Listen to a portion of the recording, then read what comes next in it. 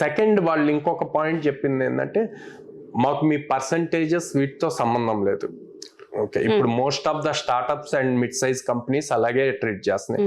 Percentages ఇవి కాదు, మీ దగ్గర ఏం స్కిల్ సెట్ ఉంది, ఆ స్కిల్ సెట్ కి తగ్గట్టు మీరు ఏ టైప్ ఆఫ్ ప్రాజెక్ట్స్ చేశారన్నాం. ఇక్కడ ఫ్రెషర్స్ పాయింట్ లో చూసుకుంటే మోస్ట్ ఆఫ్ ద స్టూడెంట్స్ చేస్తున్న మిస్టేక్ ఏంటి అంటే పైథాన్ ఫుల్ స్టాక్ జాబ్ కి అప్లై చేస్తారు. ఆ రెజ్యూమ్ లో మాత్రం డేటా సైన్స్, ఏఎంఎల్ ప్రాజెక్ట్స్ ఉంటాయి. ఫుల్ స్టాక్ కన్నా పైథాన్ ఫుల్ స్టాక్ రోల్ కి అప్లై చేసినప్పుడు పైథాన్ రిలేటెడ్ ప్రాజెక్ట్స్ ఉండాలన్నమాట. అలా ఉంటే అప్పుడు అది క్వాలిఫై అవుతుంది ఆ రోల్ కి, ఆ రెజ్యూమ్. అసలు అక్కడే రెజ్యూమ్ షార్ట్ లిస్ట్ అవ్వకుండా వెళ్ళిపోతుంది అనమాట.